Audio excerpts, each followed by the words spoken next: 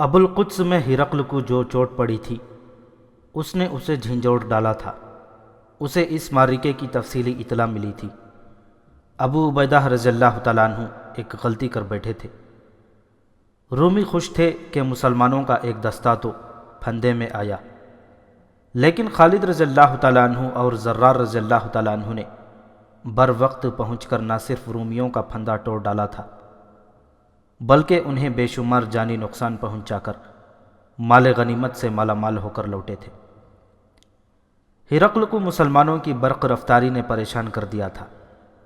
اس نے دیکھا تھا کہ مسلمانوں کی فوج ایک سے دوسری جگہ حیران کن تیزی سے پہنچتی تھی اور میدان جنگ میں سالاروں کی جنگی چالوں پر ان کے دستے بہت ہی تیزی سے جگہ بدلتے اور چالوں کو کامیاب کرتے تھے۔ اس کے بعد ہرقل نے جیسے راتوں کو سونا بھی چھوڑ دیا تھا، اس نے اسی روز اپنی سلطنت کے دور دراز گوشوں تک قاصد دوڑا دیے تھے۔ اس نے حکم یہ بھیجا تھا کہ زیادہ سے زیادہ فوجی دستے انطاکیہ بھیج دیے جائیں۔ وہ سلطنت کی تمام تر فوج تو اکٹھی نہیں کر سکتا تھا، ہر جگہ فوج کی ضرورت تھی۔ اس نے اتنے دستے مانگے تھے جن کے آ جانے سے کسی بھی جگہ کا دفاع کمزور نہیں ہوتا تھا۔ جن علاقوں سے دستے آئے ان میں شمالی شام، یورپ کے چند شہر اور جزیرے شامل تھے۔ ہرقل نے اپنے حکم میں کہا تھا کہ دستے بہت تیزی سے آئیں۔ جب یہ آنے لگے تو ان میں سے بعض کو انطاکیہ میں رکھا گیا اور دوسروں کو دریائے اردن کے مغربی کنارے سے ذرا ہی دور ایک مقام بیسان پر بھیج دیا گیا۔ ہرقل نے اپنے مشیروں اور سالاروں کو بلایا۔ ان میں سقلار، شنس اور تھیوڈرس خاص طور پر قابل ذکر تھے۔ ان تینوں کو محاذوں سے بلایا گیا تھا۔ ہرقل نے ان سب کو بتایا کہ مسلمانوں کو فیصلہ کن شکست دینے کے لیے اس نے کیا بندوبست کیا ہے اور سالاروں نے کیا کرنا ہے۔ تم نے دیکھ لیا ہے کہ مسلمان کس طرح لڑتے ہیں، اس نے کہا۔ شکست اور پسپائیوں سے تمہیں بددل نہیں ہونا چاہیے، ان سے تمہیں تجربہ حاصل ہوا ہے۔ اگر تم نے کچھ نہیں سیکھا تو تمہارے لیے یہی ایک راستہ ہے، جاؤ اور مسلمانوں کی اطاعت قبول کرو۔ قیصر روم کی عظمت کو مسلمانوں کے قدموں میں ڈال دو اور صلیب کو بحر روم میں پھینک کر مسلمانوں کے مذہب میں داخل ہو جاؤ۔ تمہیں اپنی جانیں، اپنی بیویاں اور اپنے مال و اموال زیادہ عزیز ہیں۔ اسی کا نتیجہ ہے کہ عرب کے لٹیروں کا ایک گروہ تمہیں شکست پہ شکست دیتا چلا جا رہا ہے۔ سب پر سناٹا طاری ہو گیا۔ ہرقل کی نگاہیں ہر ایک پر گھوم گئیں۔ شہنشاہ روم، اس کے سالار تھیوڈورس نے سکوت توڑا۔ ہم پیچھے ہی نہیں ہٹتے آئیں گے۔ میں اپنے متعلق کہہ سکتا ہوں کہ میں آپ کے پاس زندہ آیا تو شکست کھا کر نہیں آؤں گا۔ اگر میں نے شکست کھائی تو میری لاش بھی یہاں نہیں آئے گی۔ اس کے ایک سالار کے بولنے سے نہ صرف سناٹا ٹوٹا بلکہ سب میں جو تناؤ پیدا ہو گیا تھا وہ بھی ٹوٹ گیا۔ سب نے ہرقل کو یقین دلایا کہ انہیں سلطنت روم سے زیادہ اور کوئی چیز عزیز نہیں۔ میں نے مسلمانوں کو یہیں پر ختم کرنے کے لیے جو بندوبست کیا ہے وہ ناکام نہیں ہو سکتا۔ ہرقل نے کہا، اب تک تمہاری فوج مختلف جگہوں پر بٹ کر لڑتی رہی ہے۔ ایک جگہ سے ہمارے سپاہی بھاگتے تو انہوں نے دوسری جگہ جا کر وہاں کے دستوں میں بددلی پھیلائی اور اپنے آپ کو شکست کے الزام سے بچانے کے لیے ایسی باتیں کیں جن سے وہاں کے دستوں پر مسلمانوں کی دہشت بیٹھ گئی۔ اب میں فوج کو یکجا کر کے لڑاؤں گا۔ تم نے دیکھا ہے کہ میں نے کہاں کہاں سے دستے منگوائے ہیں اور کس قدر لشکر جمع ہو گیا ہے۔ میری نظر دمشق پر ہے، لیکن ہم دمشق پر حملہ نہیں کریں گے، نہ اس کا محاصرہ کریں گے۔ ہم دمشق سے دور چھوٹی چھوٹی لڑائیاں زیادہ نفری کے دستوں سے لڑا کر مسلمانوں کے رسد کے وہ راستے بند کر دیں گے جو عرب سے دمشق کو جاتے ہیں۔ ہم دمشق یا اس کے گرد و نواح میں کوئی لڑائی نہیں لڑیں گے، بلکہ مسلمان تنگ آ کر لڑنا چاہیں گے تو بھی ہم انہیں نظر انداز کریں گے۔ ہم ان کے لیے ایسے حالات پیدا کر دیں گے کہ وہ لڑنے کے قابل رہ ہی نہیں جائیں گے۔ انہیں نہ کہیں سے رسد پہنچ سکے گی نہ کمک۔ شہر کے لوگ ہی قحط سے تنگ آ کر انہیں دمشق چھوڑنے پر مجبور کر دیں گے۔ اگر وہ دمشق سے نکل گئے تو ہم کہیں بھی ان کے قدم جمنے نہ دیں گے۔ یہ بھی خیال رکھو کہ ہماری فوجوں کا اجتماع ایسے خفیہ طریقے سے ہو رہا ہے کہ مسلمانوں کو اس کی خبر تک نہیں ہوگی۔ ہرقل کا تو یہ خیال تھا کہ اس کے لشکر کا اجتماع خفیہ رکھا گیا ہے، لیکن مسلمانوں کے سالار اعلیٰ ابو عبیدہ رضی اللہ تعالیٰ عنہ کے ساتھ خالد رضی اللہ تعالیٰ عنہ تھے۔ خالد نے نہایت مضبوط اور تیز جاسوسی نظام ترتیب دیا تھا۔ ابو عبیدہ نے خالد بن ولید کو سوار دستے کا سالار بنا رکھا تھا اور ان کے ساتھ ہی انہیں اپنا مشیر بھی سمجھتے تھے۔ مورخوں کے مطابق ابو عبیدہ رضی اللہ تعالیٰ عنہ سالاری کی مہارت رکھتے تھے اور جنگی امور کو بھی پوری طرح سمجھتے تھے، لیکن ان میں وہ تیز رفتاری نہیں تھی جو خالد رضی اللہ تعالیٰ عنہ میں تھی۔ خالد اپنے فیصلوں میں بڑے خوفناک قسم کے خطرے بھی مول لے لیا کرتے تھے۔ ان کے برعکس ابو عبیدہ رضی اللہ تعالیٰ عنہ احتیاط کے قائل تھے۔ اپنی اس عادت کو سمجھتے ہوئے انہوں نے خالد رضی اللہ تعالیٰ عنہ کو ہر لمحہ اپنے ساتھ رکھا۔ وہ کوئی بھی منصوبہ بناتے یا فیصلہ کرتے تھے تو اس میں خالد رضی اللہ تعالیٰ عنہ کے مشوروں کو خاص طور پر شامل کرتے تھے۔ خالد رضی اللہ تعالیٰ عنہ جاسوسی اور دیکھ بھال کے نظام پر زیادہ توجہ دیا کرتے تھے۔ اب یہ ان کی ذمہ داری نہیں تھی، کیونکہ یہ ذمہ داری سالار اعلیٰ کی تھی، اور خالد رضی اللہ تعالیٰ عنہ دوسرے سالاروں کی طرح عام قسم کے سالار تھے، لیکن اپنی معزولی کے باوجود وہ اپنے فرائض سے بے انصافی گوارا نہیں کرتے تھے۔ انہوں نے جاسوسی کے نظام پر پہلے کی طرح توجہ دیے رکھی۔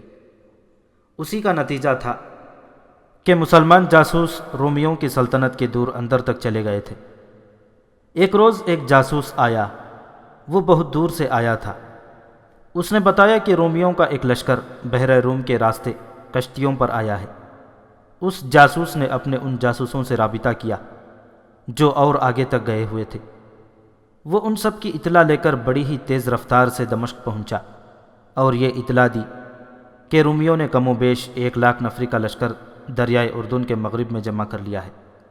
تاریخ کے مطابق بیسان کے مقام پر دسمبر 634 عیسوی کے آخری اور ذی قعدہ 13 ہجری کے پہلے ہفتے میں رومیوں کی فوج کا یہ اجتماع ہوا تھا۔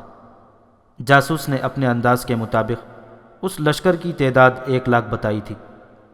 اصل میں رومی فوج کی تعداد 80,000 تھی۔ اتنی بڑی تعداد اکٹھی کرنے کا مطلب یہی لیا جا سکتا تھا کہ رومی بہت بڑی جنگی کارروائی کرنا چاہتے ہیں۔ سالار اعلیٰ ابو عبیدہ رضی اللہ تعالیٰ عنہ نے اپنے سالاروں کو بلایا۔ میرے عزیز ساتھیوں، ابو عبیدہ رضی اللہ تعالیٰ عنہ نے سالاروں سے کہا، تم پر اللہ کی رحمت ہو۔ شکر ادا کرو اللہ کی ذات باری کا جس نے ہمیں ہر میدان میں فتح عطا کی۔ میں تمہیں احساس دلانا چاہتا ہوں کہ ہم اتنی دور نکل آئے ہیں جہاں سے ہماری واپسی ناممکن ہو گئی ہے۔ اللہ نے ہمیں بڑے سخت امتحان میں ڈالا ہے۔ اگر ہم اس امتحان میں پورے اترے تو یہ ایک روایت بن جائے گی جو ہماری آنے والی نسلوں کے لیے مشعل راہ بنے گی۔ مت بھولنا کہ ہم نہ مال غنیمت کے لیے لڑ رہے ہیں، نہ ہمارا مقصد کشور کشائی ہے۔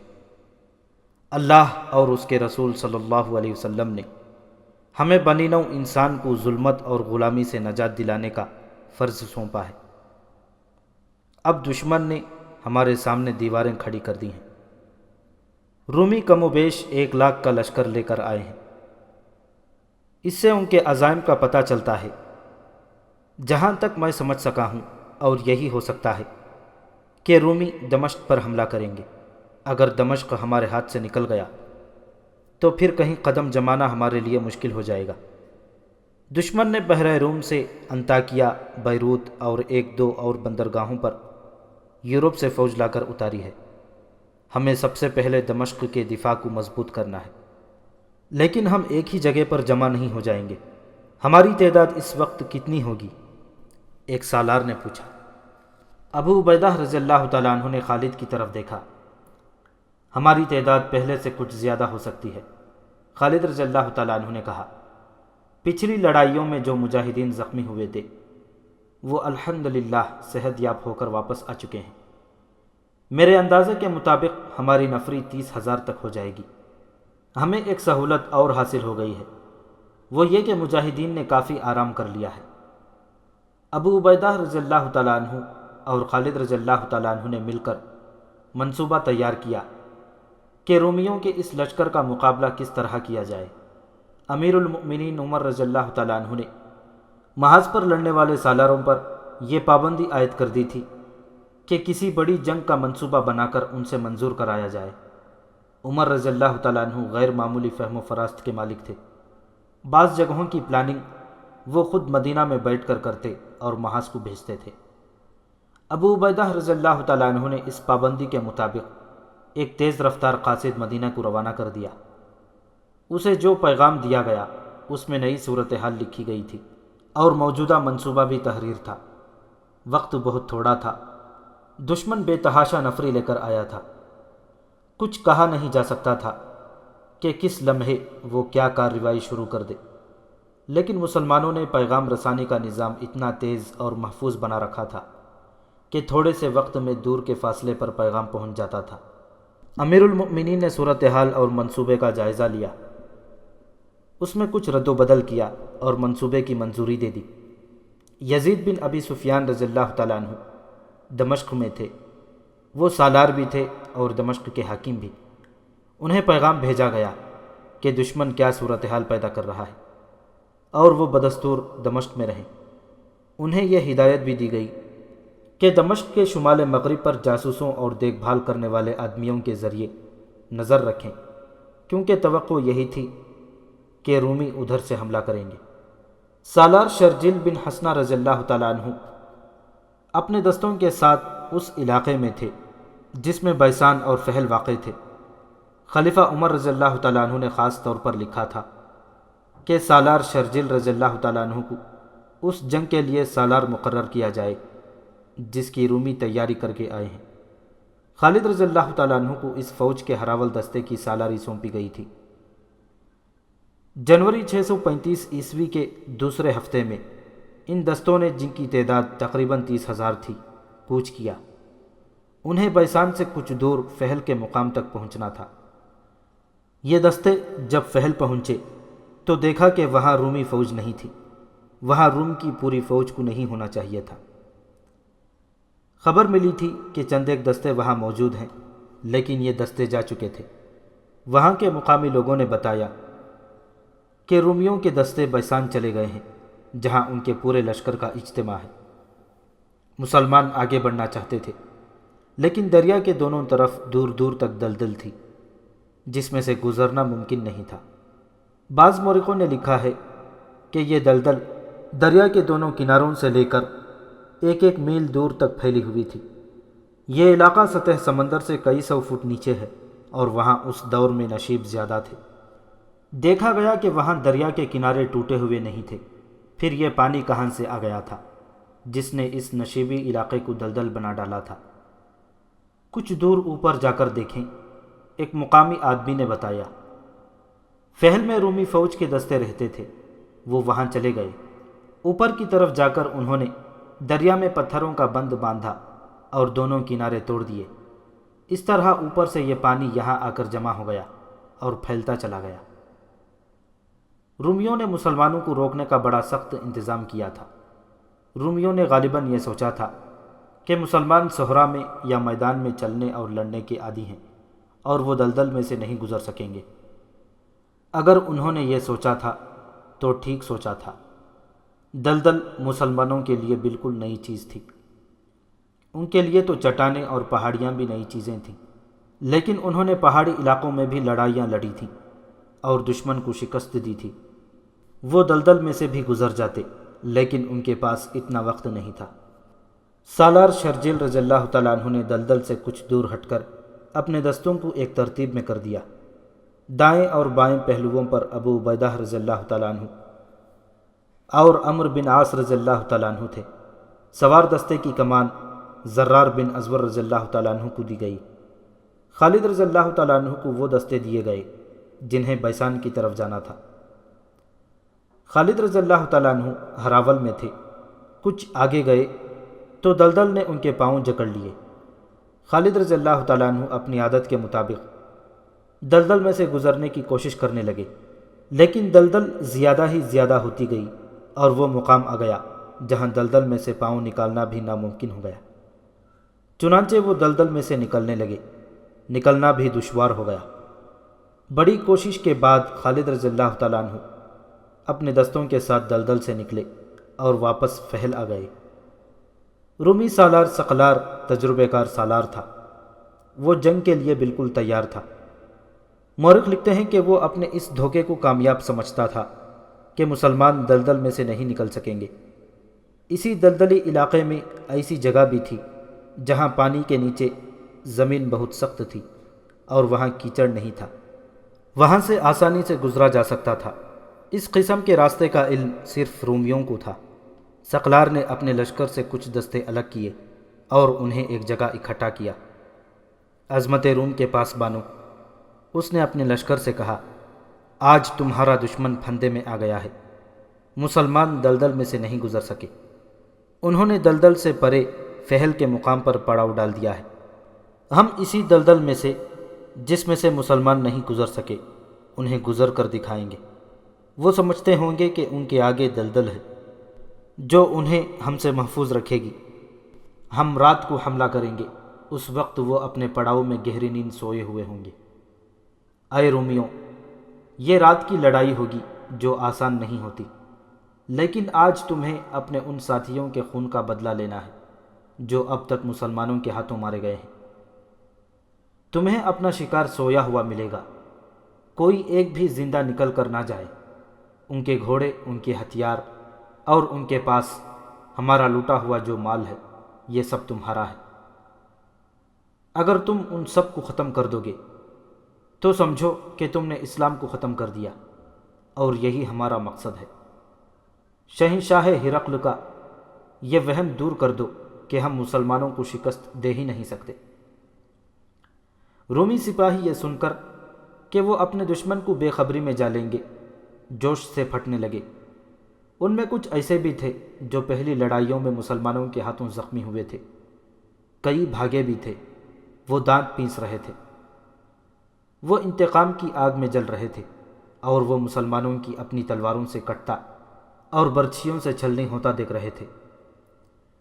23 جنوری 635 عیسوی بمطابق 27 ذی القعدہ 13 ہجری کا سورج غروب ہو گیا تو رومیوں کے سالار ثقلار نے اپنی فوج کو تیاری کا حکم دیا۔ شام بڑی تیزی سے تاریک ہوتی گئی۔ ثقلار نے پیش قدمی کا حکم دے دیا۔ اسے دلدل میں سے گزرنے کا راستہ معلوم تھا۔ اپنے دستوں کو اس نے اس راستے سے گزارا۔ جب تمام دستے گزر آئے تو ثقلار نے انہیں اس ترتیب میں کر لیا جس ترتیب میں حملہ کرنا تھا۔ یہ حملہ نہیں، شب خون تھا، اور یہ ایک طرفہ کارروائی تھی۔ اس ترتیب میں ثقلار نے اپنے دستوں کو فہل کی طرف پیش قدمی کا حکم دیا۔ وہ خود سب سے آگے تھا۔ اس نے پیش قدمی کی رفتار تیز رکھی تاکہ مسلمانوں کو ان کے آنے کی خبر بھی ہو جائے تو انہیں سنبھلنے کی مہلت نہ دی جائے۔ رومی اس جگہ پہنچ گئے جہاں مسلمانوں کا پڑاؤ تھا، لیکن وہاں کچھ بھی نہیں تھا۔ ثقلار جاسوسوں کو کوسنے لگا جنہوں نے اسے بتایا تھا کہ پڑاؤ فلاں جگہ ہے۔ اسے اللہ اکبر کے نعرے کی گرج سنائی دی، اس کے ساتھ ہی مشعلیں جل اٹھیں۔ ثقلار نے دیکھا کہ مسلمان نہ صرف بیدار ہیں بلکہ لڑنے کی ترتیب میں کھڑے ہیں۔ سالار شرجیل رضی اللہ تعالیٰ عنہ محتاط سالار تھے۔ انہیں یہاں آ کر جب معلوم ہوا تھا کہ یہ دلدل کہاں سے آ گئی ہے تو انہوں نے محسوس کر لیا تھا کہ رومیوں نے ان کا صرف راستہ ہی نہیں روکا بلکہ وہ کچھ اور بھی کریں گے۔ رومی یہی کر سکتے تھے کہ حملہ کر دیں۔ چنانچہ شرجیل رضی اللہ تعالیٰ عنہ نے شام کے بعد اپنی فوج کو سونے کے بجائے لڑائی کے لیے تیار کر لیا۔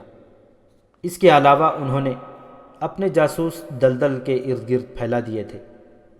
رومی جب دلدل میں سے گزر رہے تھے، ایک جاسوس نے شرجیل رضی اللہ تعالیٰ عنہ کو اطلاع دے دی کہ دشمن آ رہا ہے۔ شرجیل نے اپنے دستوں کو ایک موزون جگہ جو انہوں نے دن کو دیکھ لی تھی جنگی ترتیب میں کھڑا کر دیا۔ مدینہ والوں، ثقلار نے بلند آواز سے مسلمانوں کو للکارا، آگے آؤ، اپنا اور اپنی فوج کا انجام دیکھو۔ حملہ کرنے تم آئے ہو۔ شرجیل رضی اللہ تعالیٰ عنہ نے للکار کا جواب للکار سے دیا، آگے تم آؤ، تم اس دلدل سے نکل آئے ہو، اب ہماری دلدل سے نکل کر دیکھو۔ رومیوں، کل صبح کا سورج نہیں دیکھ سکو گے۔ للکار کا تبادلہ ہوتا رہا۔ آخر ثقلار نے اپنے ایک دستے کو حملے کا حکم دے دیا۔ اس نے یہ چال چلی تھی کہ اس کا دستہ حملہ کر کے پیچھے ہٹ آئے گا تو مسلمان بھی اس کے ساتھ الجھے ہوئے آگے آ جائیں گے، لیکن شرجیل رضی اللہ تعالیٰ عنہ نے پہلے ہی حکم دے رکھا تھا کہ دفاعی لڑائی لڑنی ہے۔ اس کے مطابق مسلمان جہاں تھے وہیں رہے۔ رومی موجوں کی صورت میں ان پر حملہ کرتے تھے اور مسلمان حملہ روکتے تھے، اپنی ترتیب نہیں توڑتے تھے۔ سالار شرجیل رضی اللہ تعالیٰ عنہ رات کے وقت کوئی چال چلنے کا خطرہ مول نہیں لینا چاہتے تھے۔ ان کی نفری رومیوں کے مقابلے میں بہت تھوڑی تھی، اسے وہ کاریگر انداز سے دن کی روشنی میں ہی استعمال کر سکتے تھے۔ ثقلار غالباً اس دھوکے میں آ گیا تھا کہ مسلمانوں میں لڑنے کی تاب نہیں رہی۔ اس خیال سے اس نے موج در موج حملوں میں اضافہ کر دیا، لیکن مسلمانوں نے اپنی صفوں کو ٹوٹنے نہ دیا۔ وہ آگے بڑھ کر حملہ روکتے، پھر اپنی جگہ پر آ جاتے۔ رومی ہر حملے میں اپنے زخمی چھوڑ کر پیچھے ہٹ جاتے۔ ایک حملے کی قیادت ثقلار نے خود کی۔ وہ اپنے دستے کو للکارتا ہوا بڑی تیزی سے آگے گیا۔ مشلوں کی روشنی میں مسلمانوں نے رومیوں کا پرچم دیکھ لیا۔ چند ایک مجاہدین رومیوں میں گھس گئے اور ثقلار کو گھیر لیا۔ اس کے محافظوں نے اسے اپنے حصار میں لے لیا۔ محافظ بے جگری سے لڑے اور اس دوران ثقلار نکلنے کی کوشش کرتا رہا، لیکن وہ اپنے محافظوں کے حصار سے جدھر بھی نکلتا تھا مسلمان اسے روک لیتے تھے۔ ایک مجاہد اس معرکے سے نکل گیا اور اس نے سالار شرجیل رضی اللہ تعالیٰ عنہ کو بتایا کہ اب رومیوں کو اتنی جلدی پیچھے نہ جانے دیا جائے، کیونکہ کچھ مجاہدین نے رومیوں کے سالار کو نرغے میں لے رکھا ہے۔ شرجیل رضی اللہ تعالیٰ عنہ نے اس اطلاع پر اپنے چند ایک منتخب جانباز رومیوں کے قلب میں گھس جانے کے لیے بھیج دیے۔ تھوڑی ہی دیر بعد مجاہدین کے نعرے سنائی دینے لگے، خدا کی قسم، ہم نے رومی سالار کو مار ڈالا ہے، رومیوں اپنا پرچم اٹھاؤ، اپنے سالار کی لاش لے جاؤ رومیوں۔ رومیوں نے دیکھا ان کا پرچم انہیں نظر نہیں آ رہا تھا اور انہیں اپنے سالار کی للکار بھی نہیں سنائی دے رہی تھی۔ ان میں بددلی پھیلنے لگی، لیکن کسی نائب سالار نے پرچم اٹھا لیا اور لڑائی جاری رکھی۔ سورج طلوع ہوا، لیکن میدان جنگ کے گرد و غبار میں اسے کوئی دیکھ ہی نہ سکا۔ مسلمان بھی شہید ہوئے تھے، لیکن رومیوں کی اموات زیادہ تھیں۔ میدان میں ان کی لاشیں بکھری ہوئی تھیں اور ان کے زخمی جو اٹھنے کے قابل نہیں تھے، رینگ رینگ کر گھوڑوں تلے کچلے جانے سے بچنے کی کوشش کر رہے تھے۔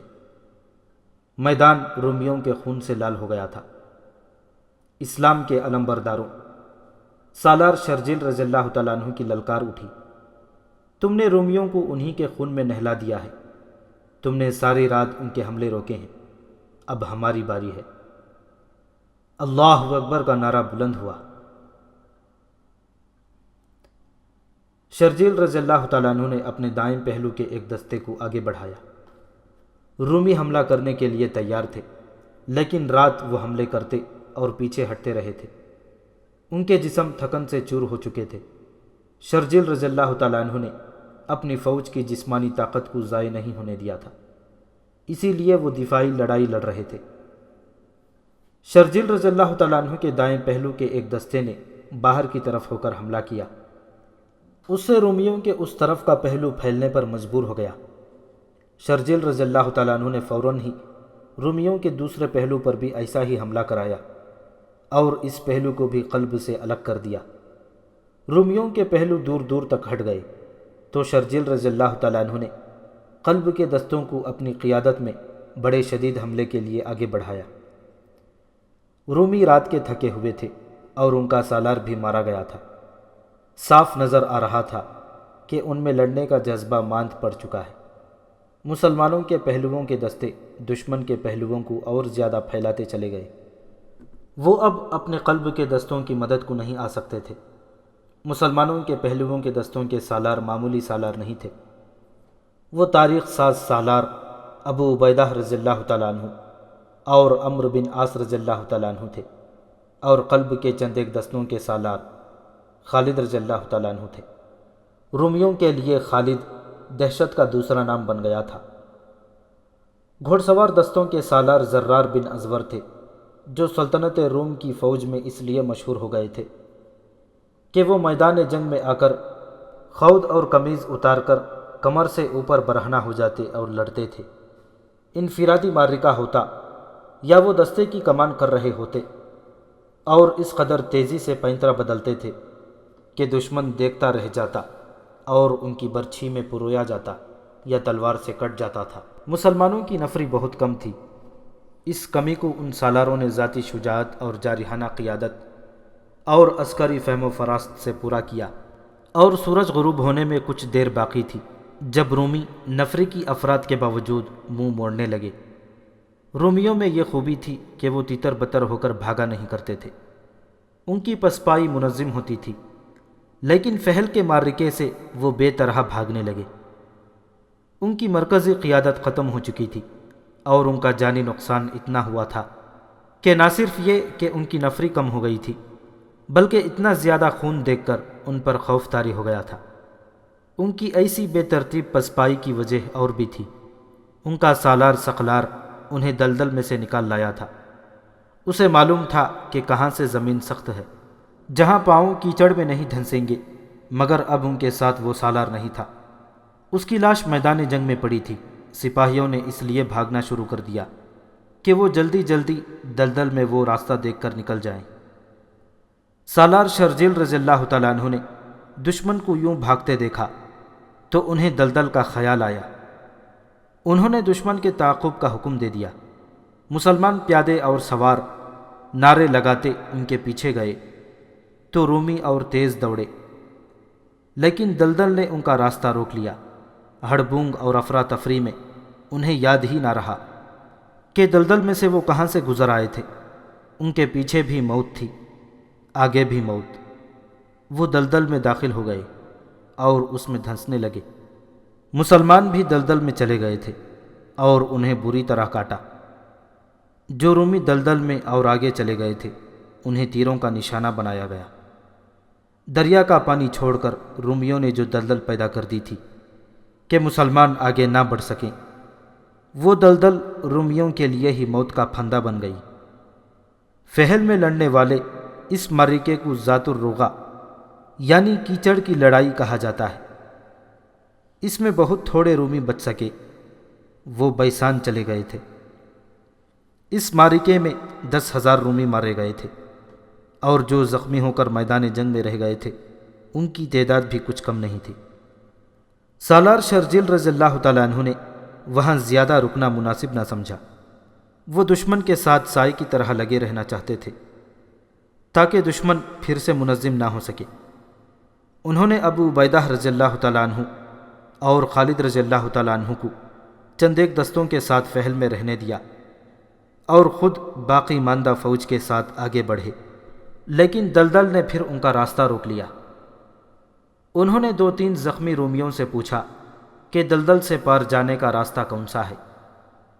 زخمی رومیوں نے انہیں ایک اور راستہ بتا دیا۔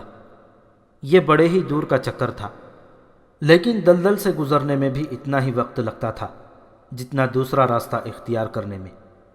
شرجیل رضی اللہ تعالیٰ عنہ نے ابو عبیدہ رضی اللہ تعالیٰ عنہ اور خالد رضی اللہ تعالیٰ عنہ کو ان دستوں کے ساتھ فہل میں چھوڑ دیا اور دلدل سے دور ہٹ کر اس راستے سے گزر گئے جو رومی زخمیوں نے انہیں بتایا تھا۔ انہیں دریائے اردن بھی عبور کرنا پڑا۔ انہوں نے آگے بڑھ کر بیسان کا محاصرہ کر لیا۔ بیسان میں رومیوں کی خاصی نفری تھی۔ ہرقل نے نفری کے بلبوتے پر مسلمانوں کو فیصلہ کن بلکہ تباہ کن شکست دینے کا انتظام کیا تھا۔ اس کے منصوبے کی پہلی ہی کڑی ناکام ہو گئی تھی۔ فہل کے معرکے کے بھاگے ہوئے رومی چند ایک ہی خوش قسمت تھے جو دلدل میں سے نکل گئے تھے۔ ان کی پناہ بیسان ہی تھی۔ بیسان کا رومی سالار اس خبر کے انتظار میں تھا کہ اس کے ساتھی سالار سقلار نے مسلمانوں کو بے خبری میں جا لیا ہے اور اب مسلمانوں کا خطرہ ہمیشہ کے لیے ٹل گیا ہے۔ لیکن چوتھی شام بیسان میں پہلے رومی زخمی داخل ہوئے۔